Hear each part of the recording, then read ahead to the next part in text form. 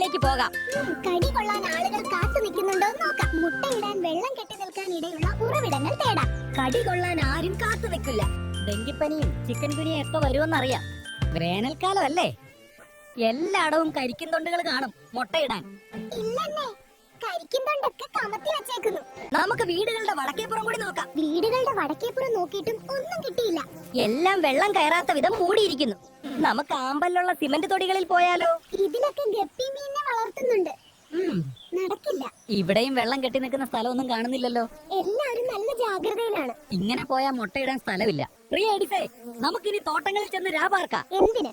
തോട്ടങ്ങളിലെ rubber പാൽ ശേഖരിക്കുന്ന എല്ലാ ചിരട്ടകളും ഉപയോഗശേഷം കൃത്യമായി കമഴ്ത്തുന്നുണ്ട്. അവസാനത്തെ ആശ്രയമായി ആക്രി കടയിൽ പോയാൽ ആക്രി കടകളിൽ ഹെൽത്തി കേരള വിസിറ്റുമായി ബന്ധപ്പെട്ട് കൃത്യമായ പരിശോധനകളാണ് നടക്കുന്നത്.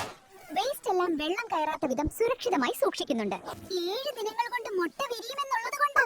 വെള്ളിയാഴ്ച സ്കൂളില്, ശനിയാഴ്ച സ്ഥാപനങ്ങളില്, ഞായറാഴ്ച വീടുകളില്, ആഴ്ചയിൽ ഒരിക്കൽ ഉറവിട നശീകരണം. കടുത്ത വേനലാണ്. ഈ വൈശാലിയിലെ പയ്യൻ വന്നാലും മഴ വരുമോന്നറിയില്ല. എന്നാലും മഴ വരുമ്പോ വെള്ളം വീണ് മുട്ട വിരിയണമെങ്കിൽ മുട്ടയിടാൻ ഇടം വേണ്ടേ? മുട്ടയിടാനുള്ള ഒരു ഉറവിടങ്ങളും നമുക്ക് കിട്ടിയില്ലെങ്കിൽ നമ്മൾ എന്ത് ചെയ്യും? പ്രത്യേകിച്ച് ഒന്നും ചെയ്യാനില്ല. ഇവിടെ ആരോഗ്യ ജാഗ്രത പ്രവർത്തനങ്ങൾ കാര്യക്ഷമമായി നടക്കുന്നുണ്ട്. നമുക്ക് വേറെ സ്ഥലം തേടി പോകാം.